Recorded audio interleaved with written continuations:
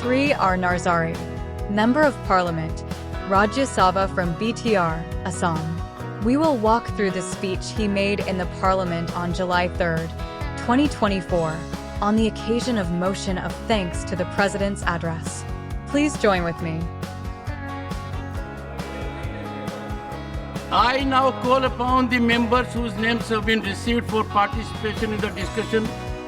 List of speakers: Shri Rwngwra Narzary.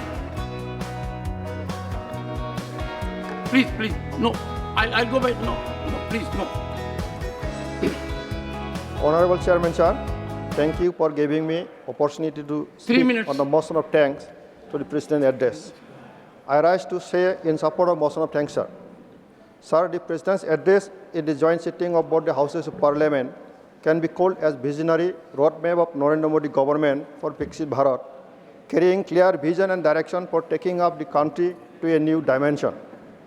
I express our deep appreciation and gratitude to the Honorable President of India, Srimati Draupadi Murmuji, for her humble address to the joint sitting of both the Houses of Parliament.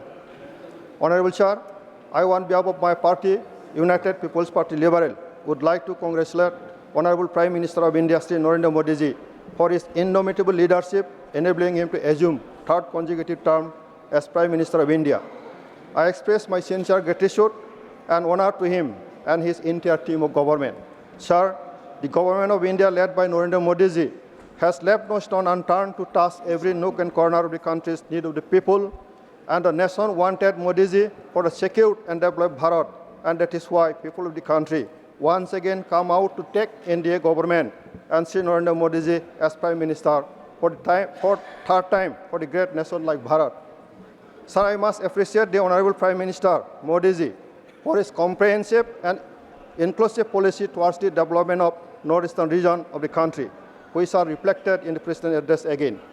During the last 10 years government, Modi ji's policy to bring sustainable peace in the northeast and accelerate the development simultaneously has been the priority. And as a part of its priority, the third Bodo Accord was signed in the year of 2020, through which Bodoland Territorial region was created and the Bodo movement came to an end, and the peace has been prevailing nowadays in the region. The Peace Bodo Accord has become torchbearer for resolving many disputes of Northeast region, prompting several militants and other organizations to join mainstream and come out with amicable agreement in the region. Sir, in Assam, under the dynamic leadership of Dr. Himanta Biswa Sarma, Honorable Chief Minister of Assam, outstanding development works have been undertaken with a view to build Assam as one of the 5th developed states in the nation.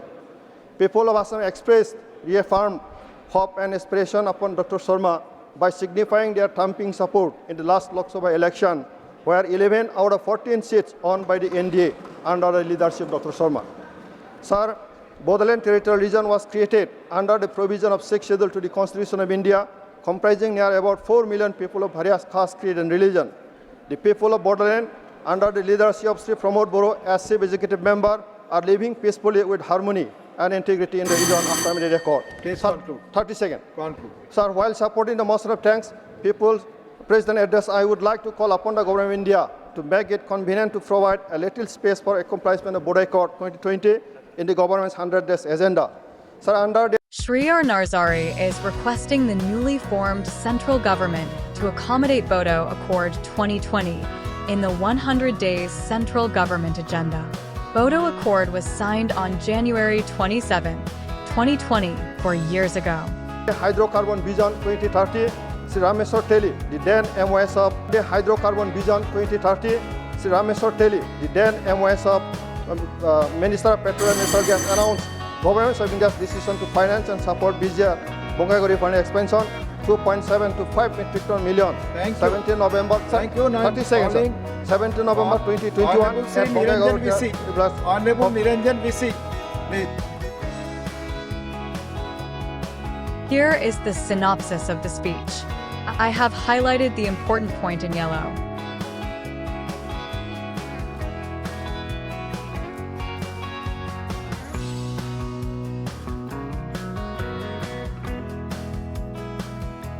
Thanks for watching.